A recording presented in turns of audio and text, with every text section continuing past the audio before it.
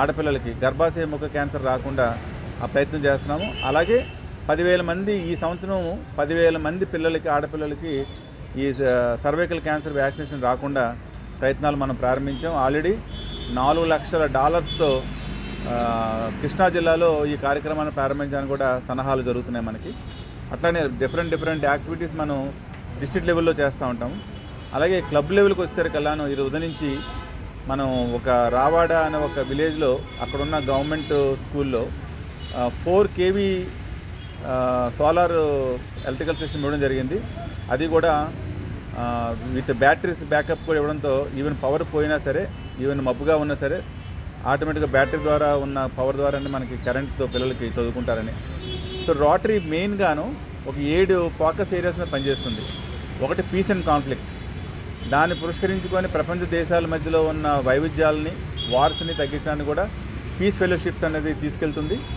అలాగే ఈరోజు మనం కమ్యూనిటీ అండ్ ఎకనామిక్ డెవలప్మెంట్లో ప్రోగ్రామ్ ద్వారాను ఈరోజు ఒక 18 స్విమ్మింగ్ మిషన్స్ ప్లస్ ఒక హై స్పీడ్ స్విమ్మింగ్ మిషన్ కూడా బిలో పవర్టీ లైన్ ఉమెన్కి ఇవ్వడం జరిగింది. అది ఎకనామిక్ అండ్ కమ్యూనిటీ డెవలప్మెంట్.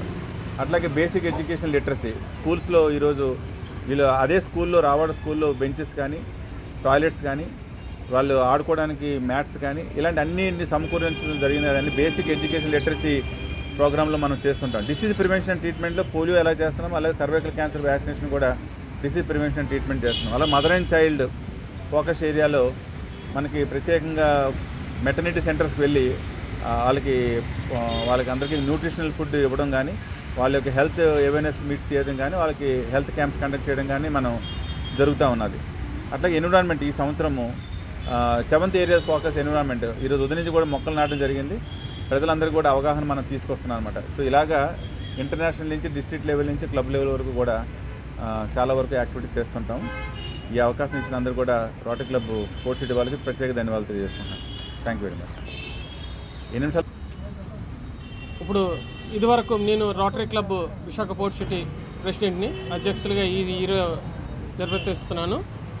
ఇంతవరకు మా రోటరీ డిస్ట్రిక్ట్, రోటరీ జిల్లా అంటారు, 30T0 అధ్యక్షులైనటువంటి డాక్టర్ ఎం వెంకటేశ్వరరావు గారు ఆల్రెడీ రోటరీ గురించి ప్రత్యేకత గురించి చెప్పడం జరిగింది.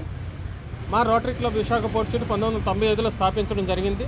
ఆ రోజు నుంచి ఈ రోజు వరకు కూడా ఎన్నో మంచి కార్యక్రమాలు చేసుకుంటూ వస్తూనే ఉన్నాము.